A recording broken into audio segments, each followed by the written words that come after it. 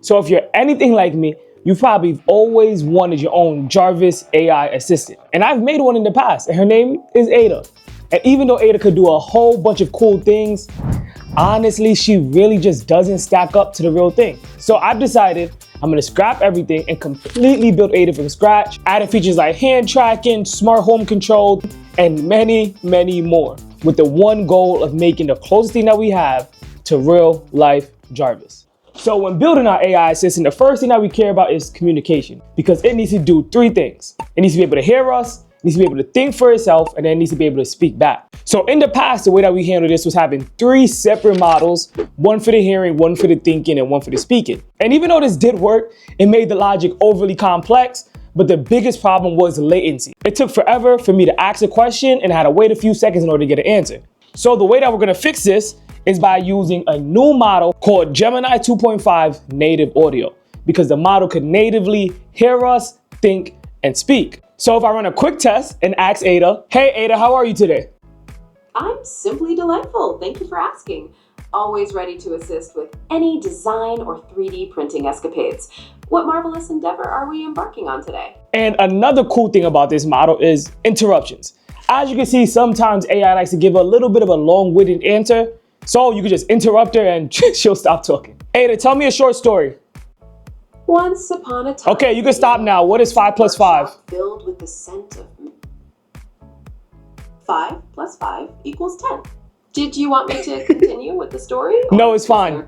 But this model's last superpower is that it's multimodal. And all multimodal means is that the model could take in multiple different inputs of data and it could use that to get an answer. So what we have to do is turn on the camera, and if I ask Ada, hey Ada, what am I holding in my hand?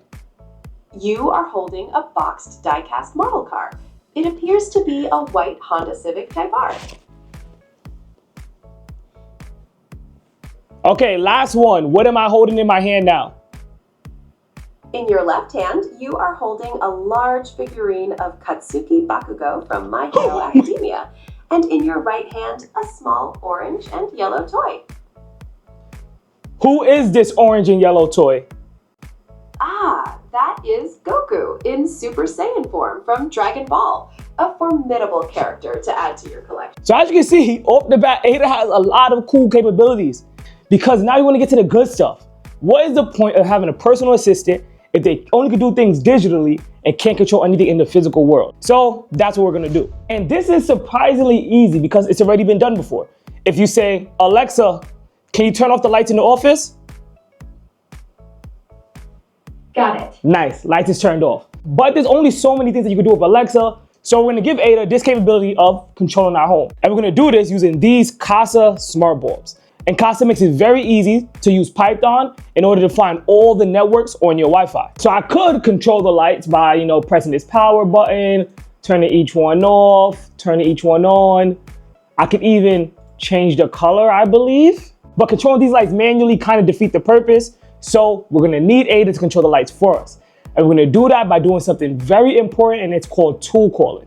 So when you build an AI assistant, it has a toolbox. But what you could do is design specific tools so the AI can use in specific use cases. But what this also does is give AI complete autonomy on when to run the code and when not to run the code. So if I use this same logic with Ada and I ask her, Ada, can you turn off both of the office lights for me?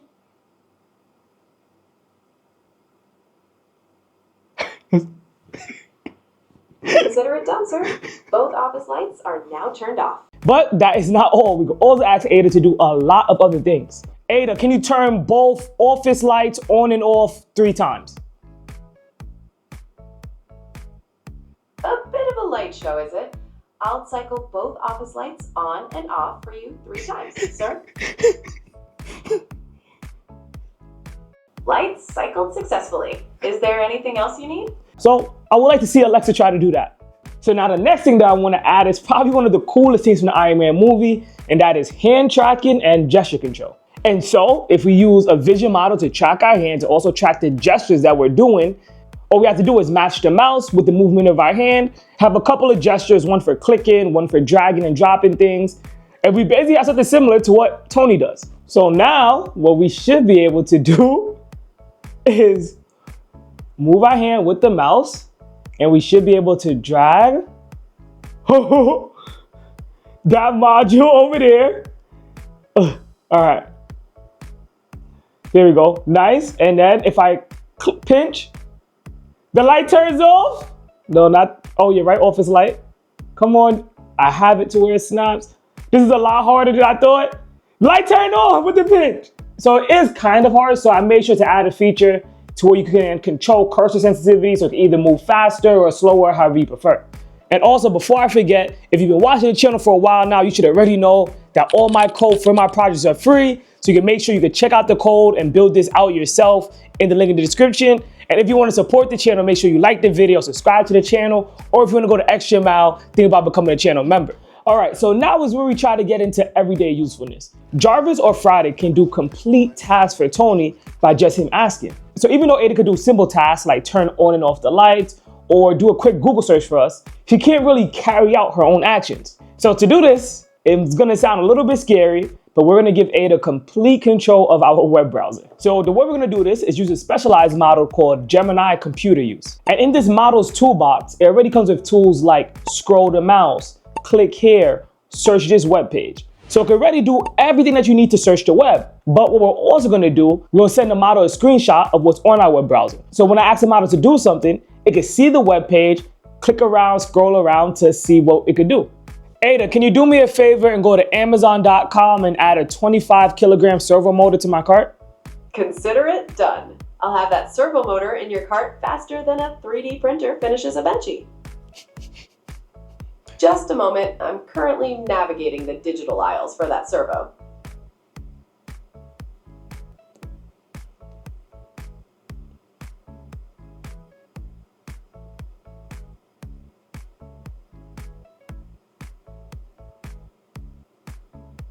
And voila! The highly rated 25 kilogram servo is safely in your cart. Sir, anything else I can assist you with?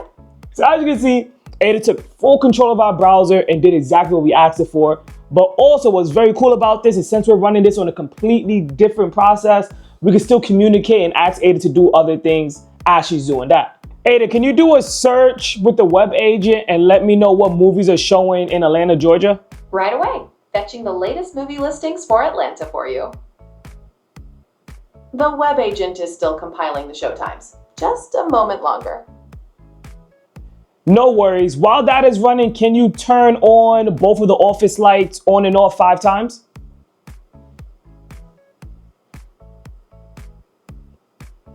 Certainly. A little light show for Atlanta showtimes. I'll just toggle those lights for you right now, sir. Okay, so we did run into a little problem. The problem is the AI captcha. So also, yes, sometimes this will happen. The AI will not be able to solve this. There is probably some workarounds you can code, but I'm pretty sure this is illegal and you're not supposed to do this. So don't do that. If the captcha comes up, just stop the process. And also, before I forget, I did add a confirmation box for some of Ada's tools, just for the ones that kind of have control over our computer. I want the user to be able to confirm whether the AI made the right choice in order to confirm it or not. All right, so now we're gonna add the features that you guys have been asking for the most, which has been project management and long-term memory. And we're gonna do this the same way we've been doing everything else, which is adding tools to Ada's toolbox. So this is gonna be a couple of different tools. We're gonna give Ada a tool where she can write to a file, she can read a folder, create a folder, read the contents in a folder. And then we're gonna add all of these tools to Ada's toolbox. So when we first open up Ada, she is in a project called temp. And this is just a standard folder that she's gonna create when a conversation starts. But if I tell Ada to create a new project for something that I'm working on, Ada, I'm working on a robot arm. Can you create a new project for me? Certainly. A robot arm sounds quite ambitious. Sir, what shall I name the project? Name the project Robot Arm. Done, sir. The project Robot Arm has been created, and you are now contextually working within it. So just like that, you can see we have a new folder called Project Robot Arm. So just to show you how Ada could write to documents, I could say, Ada, I never made a robot arm before. Can you make me a new file in the project called Plan and give me a brief overview on things on things I should consider when making a robot arm? A superb idea, sir. Planning is crucial. I'll create the plan file and populate it with some key considerations for your project. Great. Ada, can you read what's in that plan file for me? Certainly. Reading the plan file now. Robot Arm Project Plan. A robot arm is a fantastic challenge that integrates mechanical design, electronics, and programming. A clear plan is essential for success. But also, while we're having this conversation with Ada, we're also saving our chat history as we go. If I tell her to switch to the robot arm project, she should switch to that project and automatically read the chat history as well as any important files that we have in there. Ada, can you switch to the robot arm project for me? Done, sir. We're now in the robot arm project. What's the plan for today?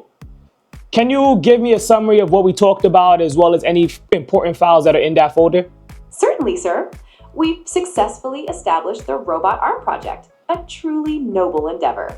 The key discussions focused on project planning. Just like that, we have set up long-term memory and project management. But for those of you that don't know, Ada stands for Advanced Design Assistant.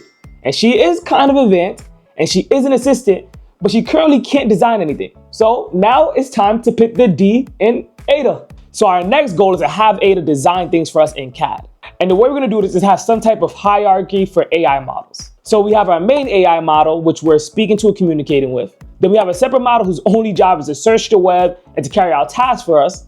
So now we're gonna give Ada control of another model whose only job is to design CAD. So the way that this is gonna work is we're gonna ask Ada, hey, can you design this for us? And our main model is gonna take that prompt and use it to prompt the second model, which is gonna do the actual CAD generation. So since we're building a robot arm, let's start with asking Ada to design us a gripper. Can you generate a CAD of a very simple robotic gripper? Generating a very simple robotic gripper for you, sir. A touch of elegant practicality. And one of the cool things that we added, since these are all thinking models, I made sure to add what our Gemini 3.0 model is thinking as it's designing this for us. We have a design of a simple robotic gripper, but this looks like just a prototype. I want to get more of a finished project. So we can do a couple of things. We can ask Ada to iterate on the design to make it a little bit better.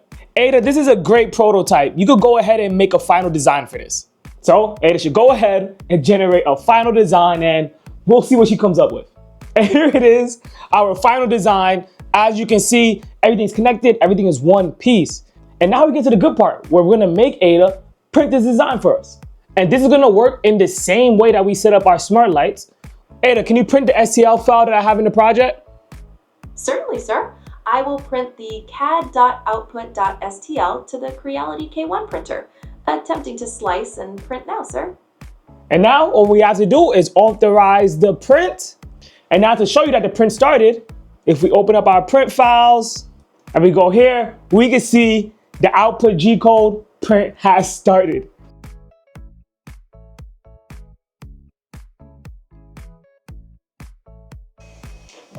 And just like that, Ada has made her first design. And it looks like supports were automatically enabled. So this is pretty cool. And that's it for Ada, my Jarvis-like AI assistant. If you want to see another video about my robot arm assistant named Ali over here, make sure you click this video right here.